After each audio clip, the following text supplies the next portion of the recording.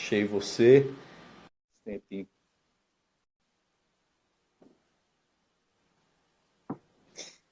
Jamê, Aprendi, aprendi.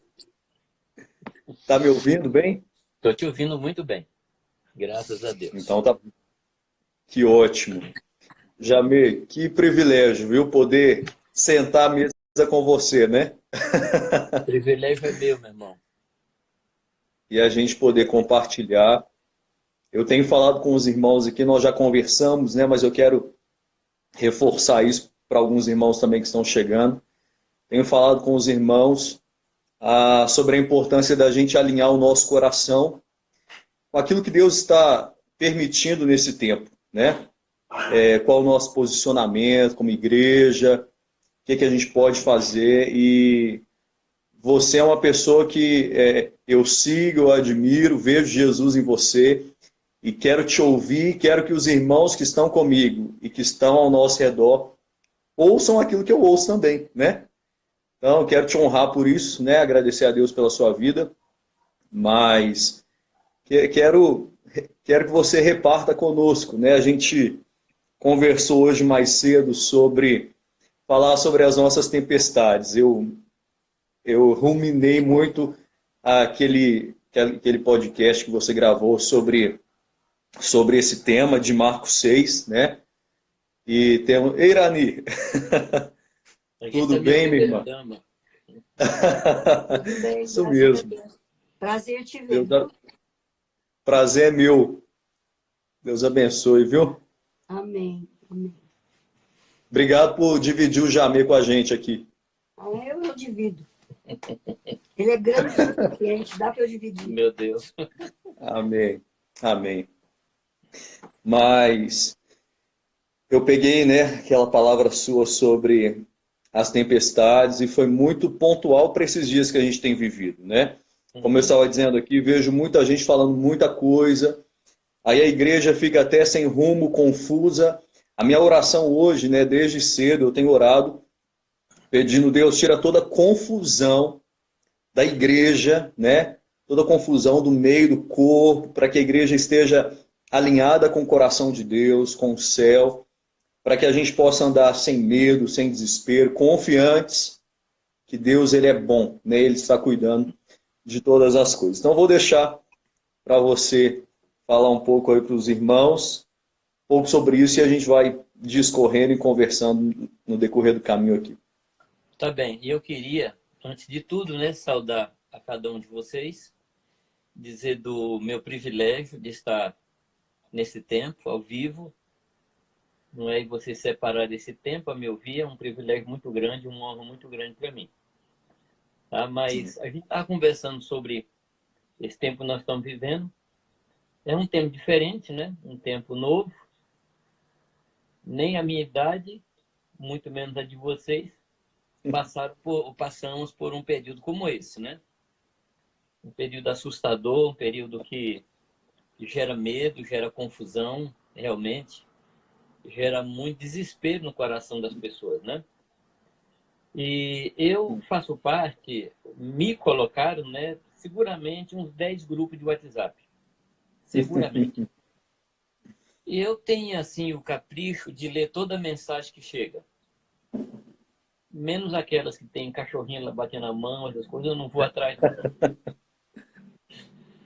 Mas eu procuro ler todas as mensagens. E é um tempo em que alguns se dizem profetas, outros se dizem economistas, outros se dizem de qualquer profissão aí, sem nunca ter parado para estudar e todos nos tornamos especialistas, né? É. E eu parei de realmente dar importância. Eu leio por causa de quem me envia, mas eu parei de ruminar, parei de meditar nessas coisas, porque a tendência dessas coisas é tirar a gente do rumo, Uhum. é tirar do rumo. E eu resolvi continuar no meu rumo.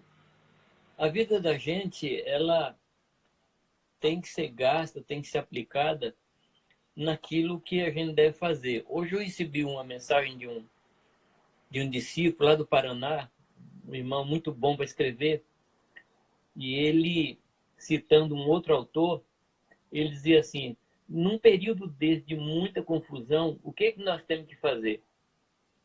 Ele falou: nós temos que continuar fazendo o que nós estávamos fazendo antes.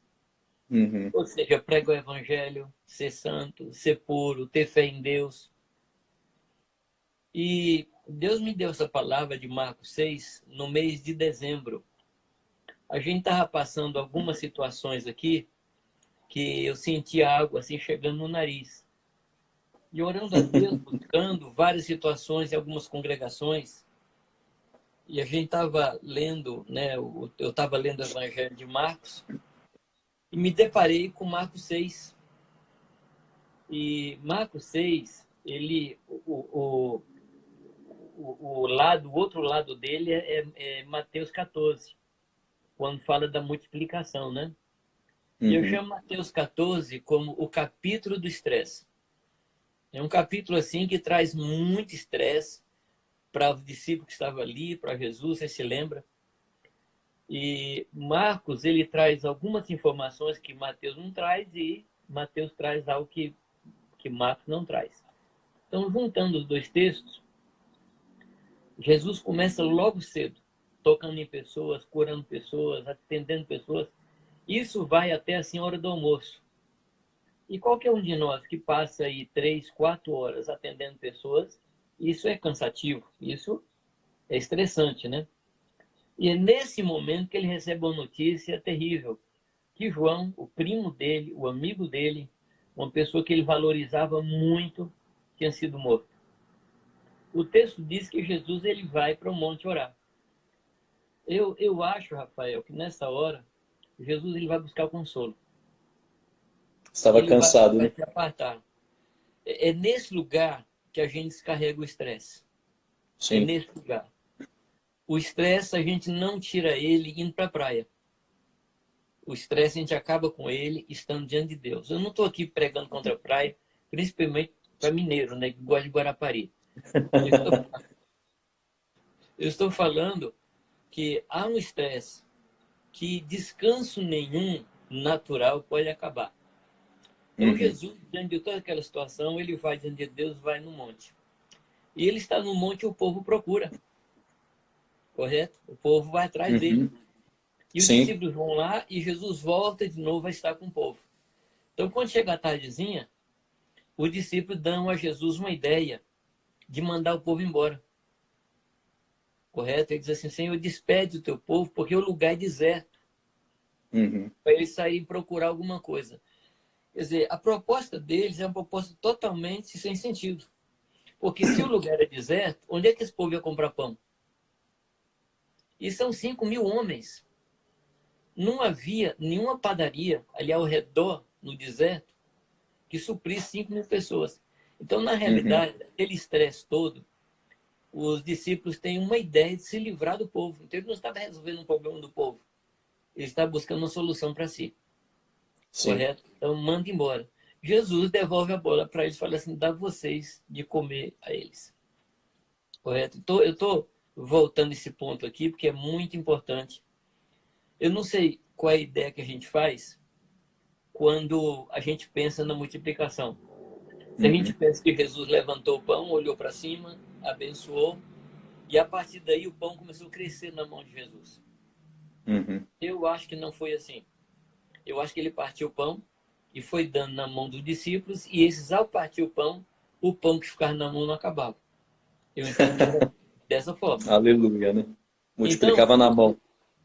então, o fato é o seguinte: eles faziam parte do milagre, eles estavam dentro do milagre. O milagre passava por eles. Muito bem. Depois desse estresse todo, no versículo 45 de Mateus 6, diz o texto que Jesus obriga os discípulos a entrar no barco.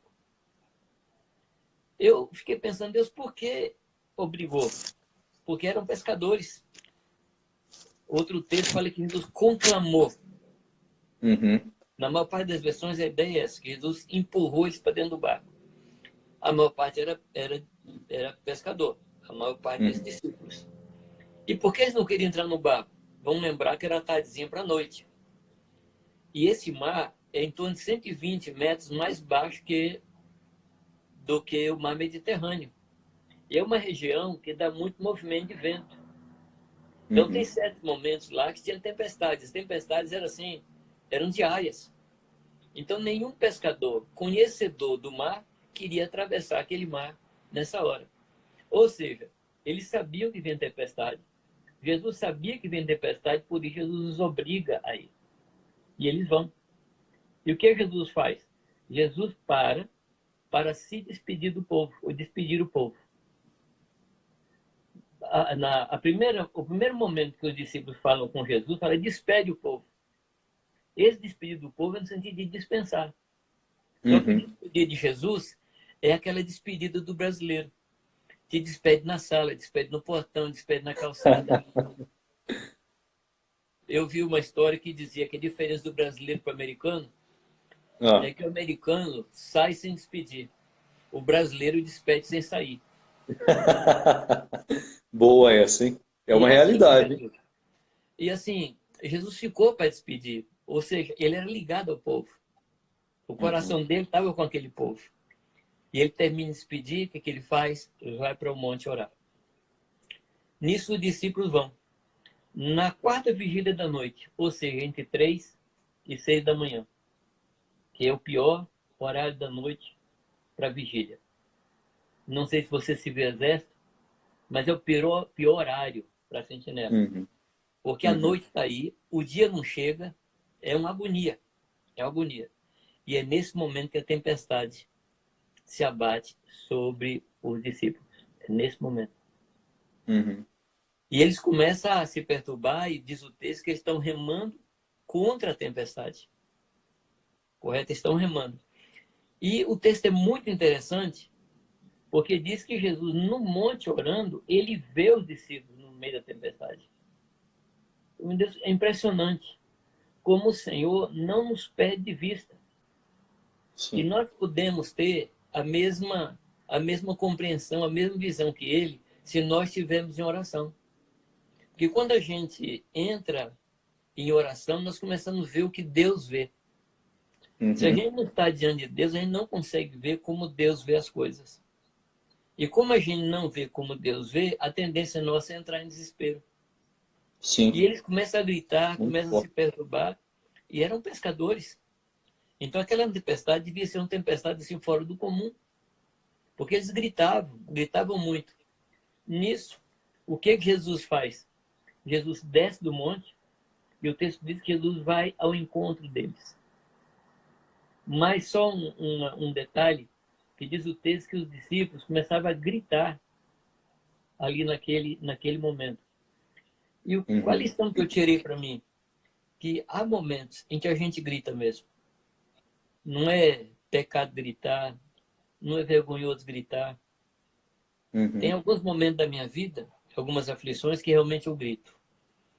Eu grito no carro, eu grito andando, eu grito pelas madrugadas, dizendo, Deus, eu estou aqui.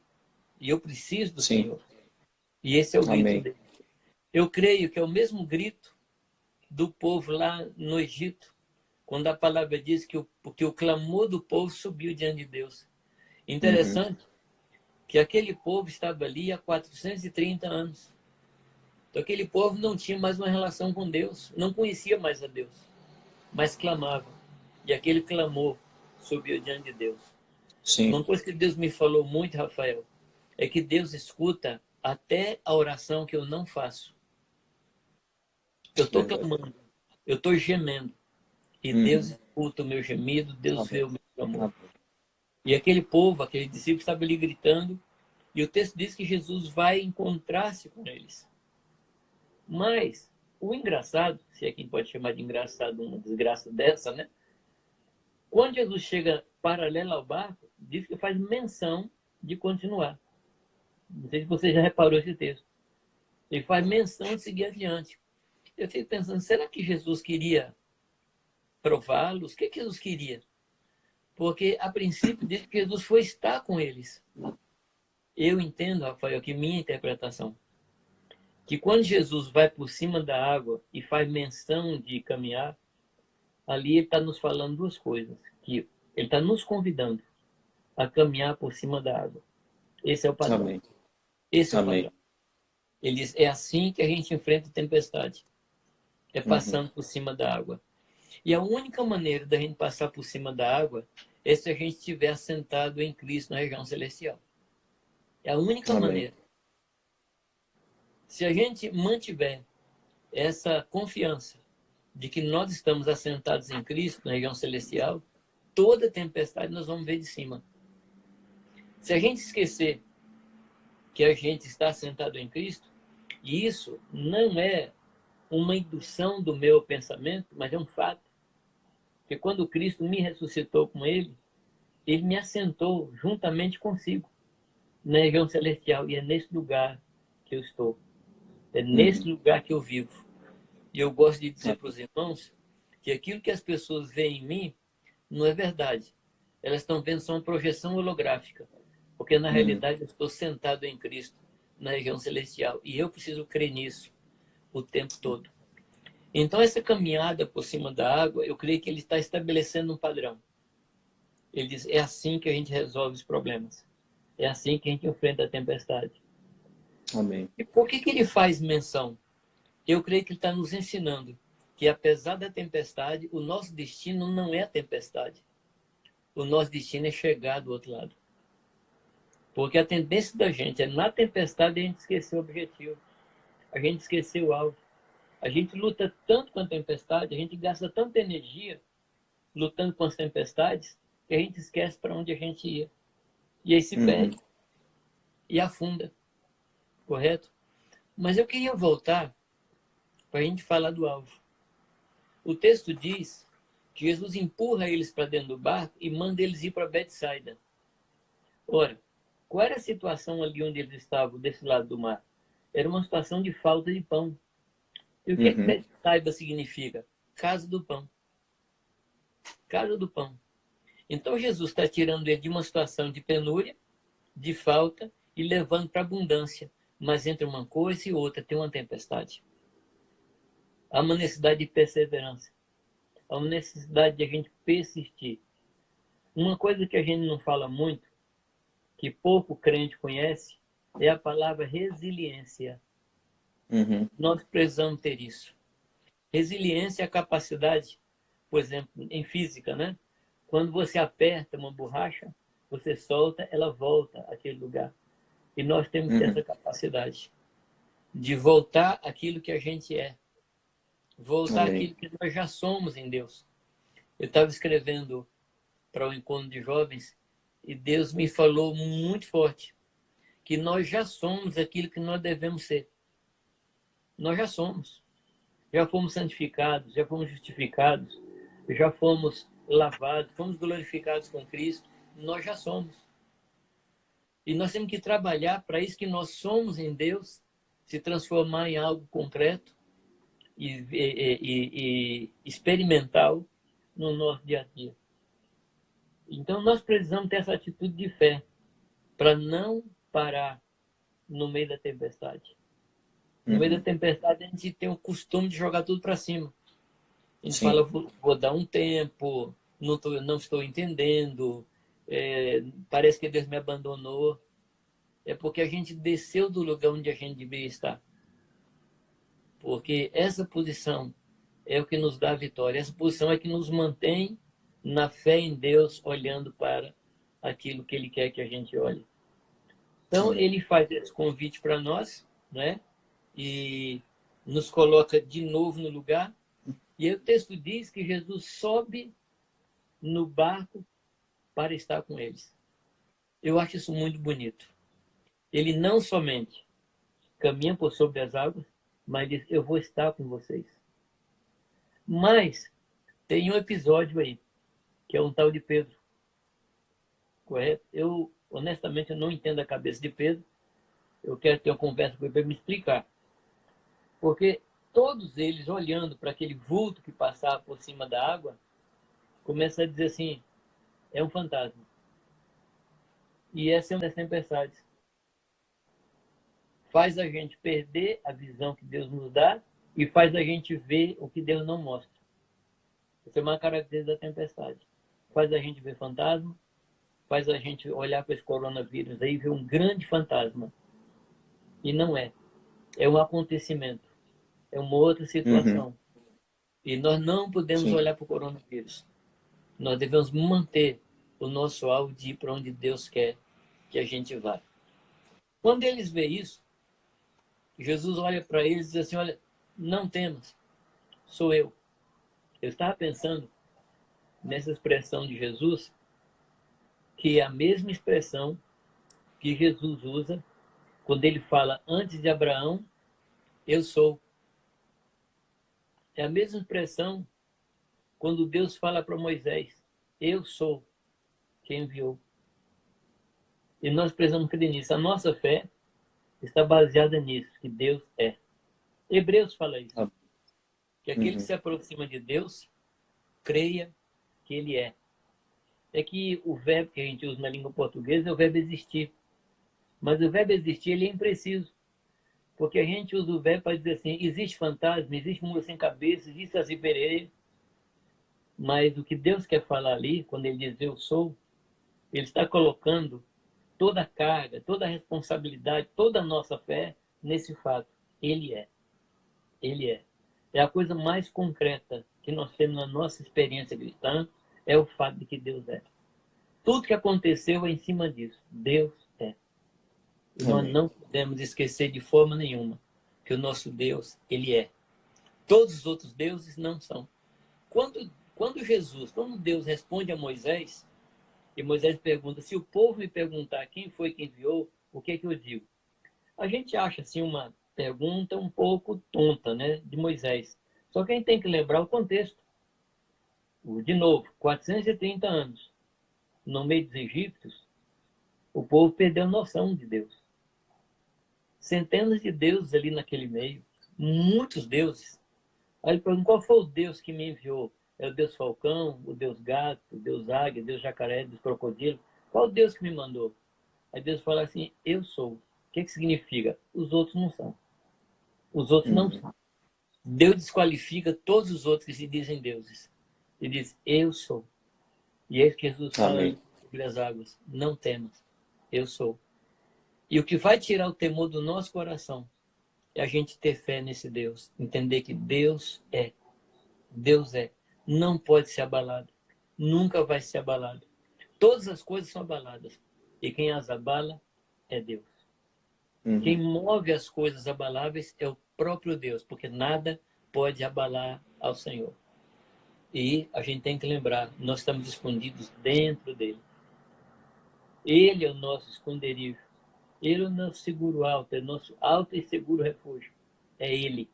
Então, nesse lugar, a gente não é abalado. Nós precisamos Amém. sempre repetir isso para nós.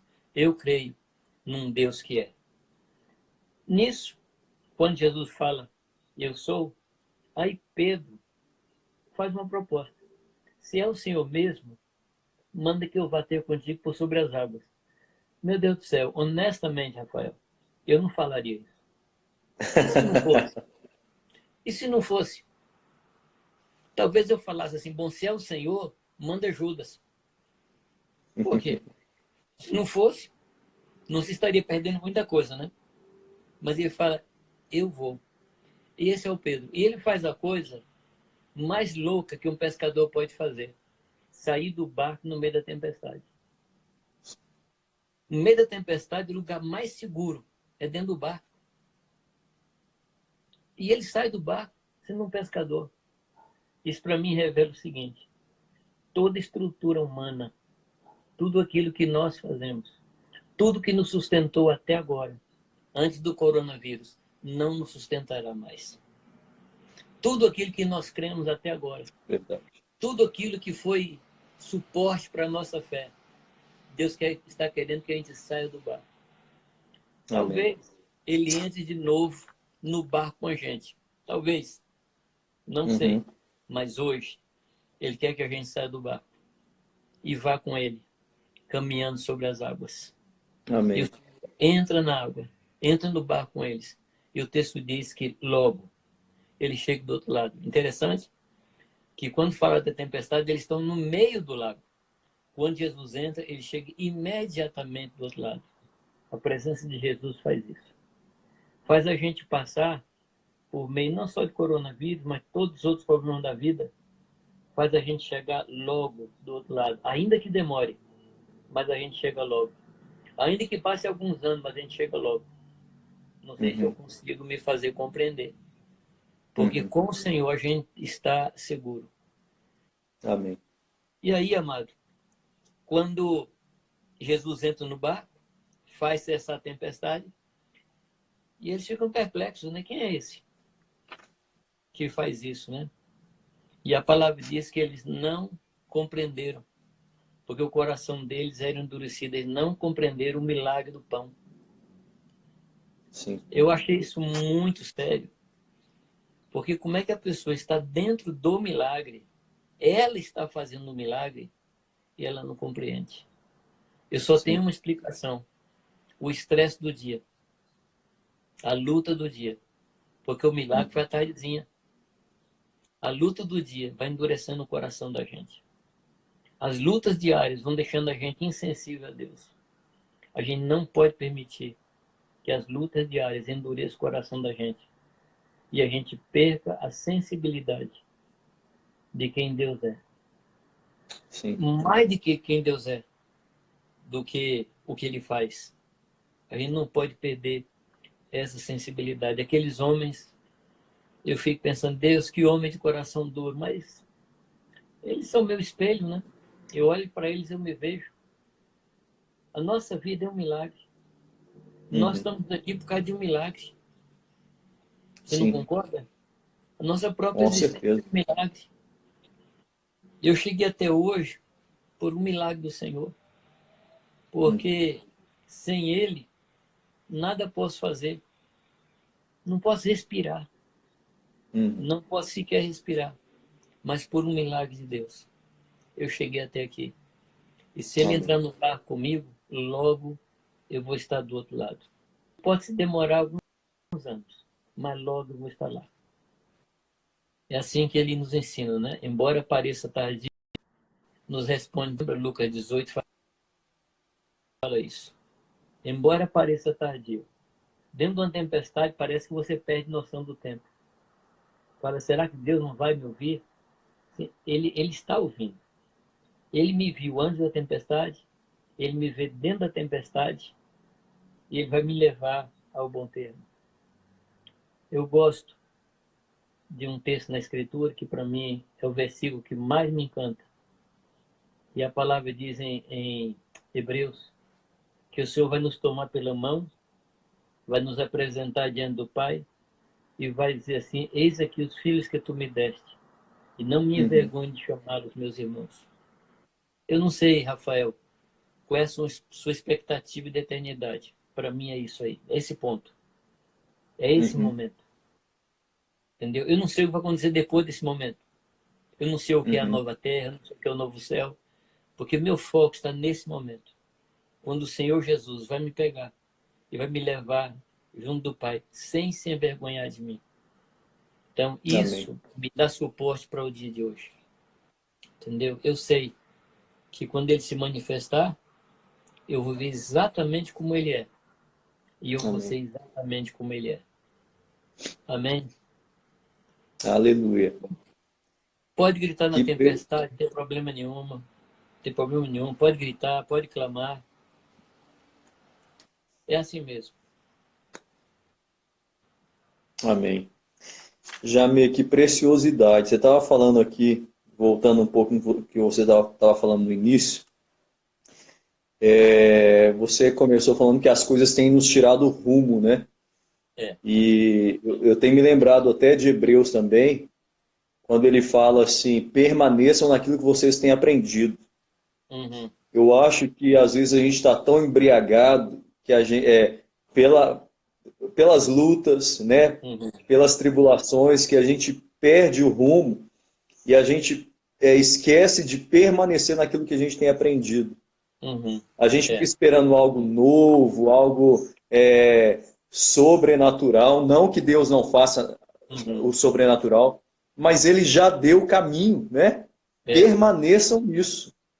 Amém. E aí eu vejo que quando a gente não permanece, a gente perde o foco. É o que eu tenho falado com os irmãos, a gente precisa aprender a permanecer. Ao nosso redor haverá muitas distrações, Uhum. muita coisa, até dentro do contexto, vamos colocar assim, cristão, Uhum. né? Que vai tentar nos tirar do foco. Mas o meu É, desejo aqui, até de conversar com você, diante dos meus irmãos, é para que a gente permaneça naquilo que a gente já tem aprendido. Que vai vir uma amém. distração aqui do lado, eu não vou me preocupar com ela, porque eu Uhum. estou focado, né? Uhum. Você concorda Claro. comigo nisso? Totalmente, totalmente. Um dos problemas do nosso século de carga grega que nós temos, a gente gosta de muita explicação e muita resposta. Tá me ouvindo ou não? Tá me ouvindo?